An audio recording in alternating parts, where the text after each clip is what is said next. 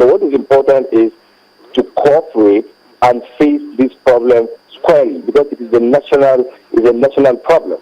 Okay, so finally, just before we let you go, and I think maybe Alera might want to say one thing or the other before you go, but let me ask you my own final question.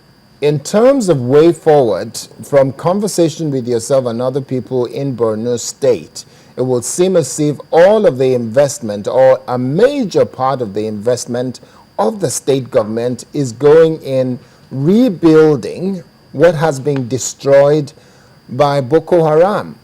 What for you is the way forward?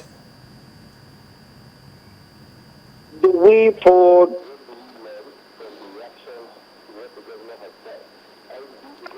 Issa, are you there? yeah, I'm there. Okay, yeah. What for you, for the government of Borno State, for the governor of Borno State and the people of Borno State, what is the way forward? Because if the governor and the government of the state is spending money, resources, and time on rebuilding. And I spoke with one of the government people who said that if we build a school within a month or so, they come back there and destroy it, even if there's no student there. And that means that there is an intention to just destroy the place and make sure it's ungovernable. What is the way forward for the government of Borno State? The way forward is collective commitment, patriotic commitment. We must all, become nationalists, not to look at things from any sentimental point of view. The way forward is increased commitment, re-equipping, re-strategizing of the Nigerian Armed Forces. Once there is overall commitment of all the stakeholders involved, the community leaders, look, you cannot fight this without the community members. The governor needs the president needs the governor. If this insurgency is, ends, the president has a lot to gain from it. Whether we like it or not, as provided by the Constitution, the provision of security lies on the federal government under the exclusive legislative list. So, of course, the governor has so much also to gain, because he cannot administer the state without peace. So the presidency and the Borno state government must cooperate. They have no alternative but to cooperate. And I think this is really important. And I want to call on Nigerians who take advantage of such situations to inflame situations to know that they will not be doing the Nigerian state any good if they try to sever this relationship. Because at the end of the day, we will lose the focus from the counterinsurgency operations to internal wranglings, and I'm afraid that wouldn't do anyone any good. If Borno is facing challenges today and somebody thinks you are elsewhere, so it doesn't bother you, I'm afraid crisis is mobile, like I've always said. You might find yourself there. We pray it doesn't happen. We all see this as a national problem and not a Borno or Yobe or a northern problem. It is a national crisis that requires our overall commitment, devoid of sentiment, devoid of where we think we come from. And I think this is the issue. The boys that were killed in Yobe, a lot of them come from different parts of the country. It's a federal institution, a unity school, which I happen to attend. It is a national problem. Mr. Gusau, since so much effort is going into rebuilding, does the state have any proactive plan so that it prevents, rather than go and fix, what is damaged? Madam, one thing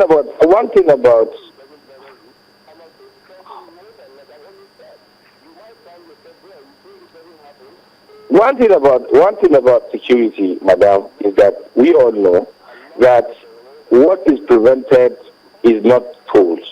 We hear more of what happens, the aftermath of what happens.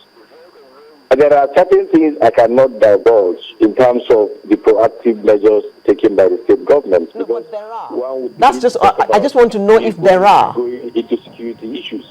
But the fact of the matter is that for the security chiefs to be seen, the chief of army staff, the defense headquarters to be making such commitment, to be acknowledging such commitment of the governor, then they must have seen a lot, taking place.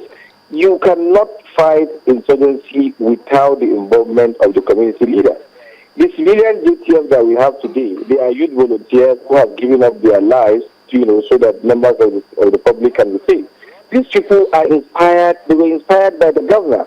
They are being kitted by the governor. They were trained by the governor, through a collaboration with the Nigerian army. They are provided with vehicles by the governor. Their allowances are paid by the state government. So much is being done. Maiduguri, as we are speaking today, by the grace of God, is relatively safe. Apart from the bomb explosions we had, some time back, to a large extent, people go about, their duties freely in Borno State as a result of the collaboration between the youth volunteers, the community members. Thank you, Mr. Gusau. I just wanted to know if there were any proactive measures, and you have admitted that there are. You don't need to tell us what they are, because, that would be counterproductive. Thank you very much. We'll bring the discussion back to the studio, and we've since been joined by Mr. N10b, who is a social commentator. Thank you very much for joining us. Thank you. Now, you have listened to all that the essay to the governor has said, and I'd like to know your thoughts about the statement made by the governor. Well, I think the statement made by the governor, from what his essay media has said, right now, I'm sure that they understand and they know that that statement wasn't made at the right time, at the right place, because it was what he said really was that the military were not doing enough. That is what we heard. That is what the whole country heard. And for his essay media to come this morning to correct issues, that's fine. But it also goes to show that the issue of security is being politicized. And we need to understand that one life in this country that is lost is a life too many. We shouldn't be waking up to the death of our children at schools. Why should we be afraid for our children to go to school because we're scared they'll die? We have sent military men, policemen to these areas to curb the insurgency, and most of them are dead. So it shouldn't be a political issue. This is an issue where all hands must be on deck, both the governors, both the political office holders, both the common man on the street of Yobe, Adamawa, and Borno should have an interest in this. In fact, every Nigerian. I was thinking that by this time, we will have a coalition of ordinary Nigerians go on a march to these areas and say, you know what, this must stop. It is not a thing about the president. It's not a thing about the governor of Borno State. This is a national issue that must be addressed by all Nigerians squarely.